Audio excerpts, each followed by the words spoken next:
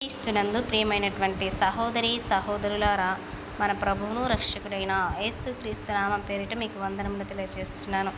ఈ ఉదయకాల సమయంలో ప్రతిదినం దేవునితో అనే ఈ కార్యక్రమం ద్వారా ప్రతిరోజు కూడా మనము దేవుని సన్నిధిలో కొన్ని నిమిషాలు గడుపుతూ ఉన్నాం. అలాగే ఈరోజు కూడా మనము దేవుని సన్నిధిలో కొన్ని నిమిషాలు గడుపుదాం. ప్రియమైనటువంటి దేవుని ప్రజలారా, పరిశుద్ధ గ్రంథంలో నుండి విలాప వాక్యములు 3వ అధ్యాయము 25వ వచనం చదువుకుందాం.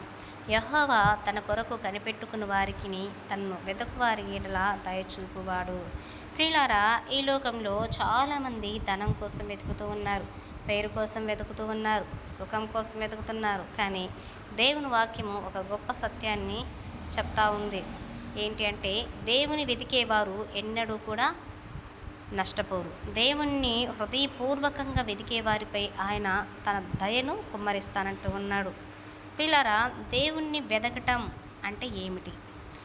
దేవుణ్ణి వెదకడం అంటే కష్టాల్లో మాత్రమే కాదు, ప్రతిరోజు కూడా దేవుణ్ణి కోరుకోవడం, ప్రార్థనలో ఆయన సన్నిధిని ఆశించడం, ఆయన చిత్తాన్ని తెలుసుకుని దాని ప్రకారం జీవించడం, వాక్యాన్ని చదవడం, దానిని ఆచరించడం, పాటించడం, ఇవన్నీ ప్రతిరోజు ప్రార్థన చేయటం, ఆయనతో గంటల తరబడి మాట్లాడడం, ఇవన్నీ కూడా ఆయనను వెతకటం. దేవుణ్ణి వెతికే హృదయము ఏ రోజు కూడా ఖాళీగా తిరిగి రాదు.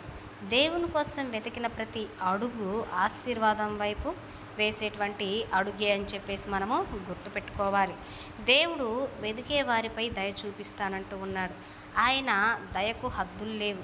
మన అర్హత వల్ల కాదు, ఆయన కృప వల్ల మనకు దయ లభిస్తూ ఉంటుంది.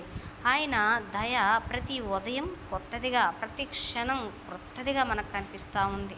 దేవుని దయ లేకుండా మనం నిలబడలేము.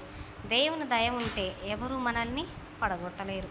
దేవుని దయ ఒక తలుపు మూసినా మరొక తలుపు తెరుస్తూ ఉంటుంది.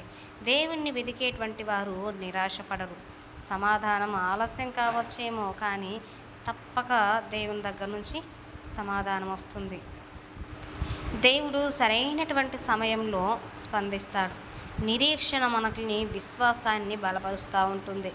దేవుని గడియారం అనేటువంటిది ఎప్పుడూ కూడా ఆలస్యం కదా, కరెక్ట్గా ఆయన గడియారము వెళ్తూ ఉంటుంది. నిరీక్షణలో నిలిచినటువంటి విశ్వాసానికి దేవుడు అద్భుతమైనటువంటి ఫలితాన్ని ఇస్తాడు.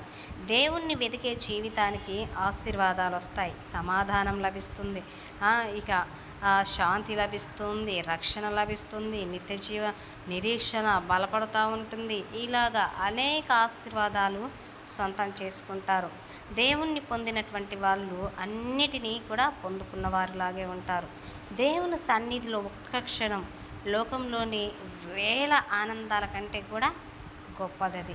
ఈ రోజునే దేవుణ్ణి వెతకటం మనము ప్రారంభించాలి. ఇప్పుడే ఈ క్షణమే వెతకటం ప్రారంభించాలి.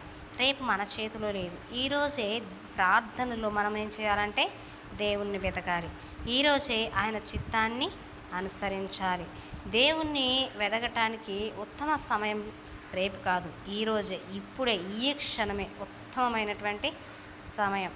దేవుణ్ణి మొదటి స్థానంలో పెట్టినటువంటి జీవితాన్ని దేవుడు ఏం చేస్తాడంటే చివరి వరకు కూడా నడిపిస్తాడు. ఈరోజు మనల్ని మనము ప్రశ్నించుకుందాము. ఈ వాక్యం వింటున్నటువంటి మీరందరూ కూడా, నేను నిజంగా దేవుణ్ణి వెతుకుతున్నానా లేదా? లేకపోతే ఆశీర్వాదాలను మాత్రమే వెతుకుతున్నానా? ఆయన ఇచ్చేటువంటి బహుమానాల కోసమే వెతుకుతున్నానా అనేటువంటి విషయాన్ని నీవు పరీక్షించుకోవాలి. నీ జీవితంలో నా ప్రార్థన దేవుని కోసం ఉందా, లేకపోతే అవసరాల కోసం మాత్రమే ఉందా అని చెప్పేసి ఆలోచించాలి. ఆశీర్వాదాల కంటే ఆశీర్వదించేటువంటి దేవుణ్ణి వెతకాలి. ఆశీర్వాదాలు కాదు మనకు ముఖ్యం. దేవుని మనతో ఉంటే అన్ని ఆశీర్వాదాలు కూడా మనకే సొంతమైపోతాయి. అప్పుడు ఆశీర్వాదాలన్నీ కూడా ఏం చేస్తాయంటే నిన్ను నన్ను వెతుక్కుంటూ వస్తాయి.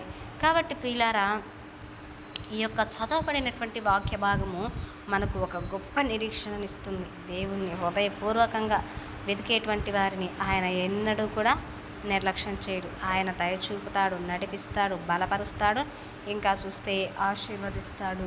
కాబట్టి ఈరోజు దేవుణ్ణి వెతికి ఇటువంటి హృదయము దేవుని దయను అనుభవిస్తూ ఉంటుంది. దేవుని కోసం వెతికినటువంటి వాళ్ళు చివరికి దేవుని మహిమను చూస్తారు. తన్ను వెదకువారి ఎడల ఆయన దయచూపువాడంటూ ఉన్నాడు. కాబట్టి ఈరోజు ఎంతమంది అయితే ఈ వాక్యం వింటున్నారో మీరందరూ కూడా దేవుణ్ణి వెతికి ఆయన యొక్క ఆశీర్వాదాలు అన్నింటినీ కూడా మీరు సొంతం చేసుకొని ఆయన బిడ్డలుగా ఉండాలని మీకు ప్రభు పేరిట తెలియజేస్తున్నాను. ప్రార్థన చేసుకున్నాను.